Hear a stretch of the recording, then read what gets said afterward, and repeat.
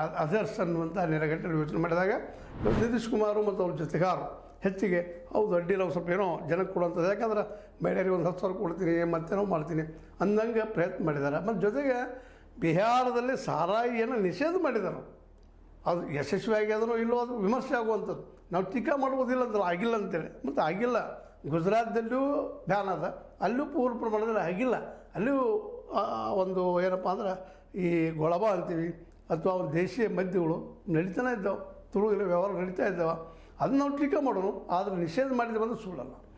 ಆ ದಿಶೆಯಲ್ಲಿ ಇವತ್ತಲ್ಲಿ ಜನರಿಗೆ, ಬಿಹಾರ ಜನರಲ್ಲಿ ವಿಶ್ವಾಸ ಮೂಡಿಸಿದಂಥ ನಿತೀಶ್ ಕುಮಾರ್ ಅವರು ಮುಂಬರುವ ದಿನಗಳಲ್ಲಿ ಪ್ರಧಾನಿ ಪಟ್ಟದ ಇವತ್ತಿನ ನಾಯಕತ್ವದ ನೆಲೆಯಲ್ಲಿ ಅಭ್ಯಾಸ ಮಾಡಿದಾಗ ಒಬ್ಬ ಅರ್ಹ ವ್ಯಕ್ತಿ, ಮೋದಿಯವರಿಂದಲೂ ಅರ್ಹರು ಅನ್ನೋದ್ರಲ್ಲಿ ಎರಡು ಮಾತಿಲ್ಲ ಅಂತ ಹೇಳ್ತಾ, ನೋಡೋಣ ಏನೇನಾಗ್ತದೆ, ಮುಂದಿನ ಏನೋ ಚೇಂಜ್ ಆಗ್ತದೋ ಇಲ್ಲೋ ಗೊತ್ತಿಲ್ಲ.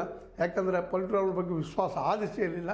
ಬಟ್ ಆದರೂ ವಿರೋಧ ಪಕ್ಷಗಳು ಮಾತ್ರ ತಮ್ಮ ಪ್ರಯತ್ನ ನಡೆಸ್ತಾ ಇದ್ದಾರೆ, ಹೋರಾಟ ಮಾಡ್ತಾ ಇದ್ದಾರೆ.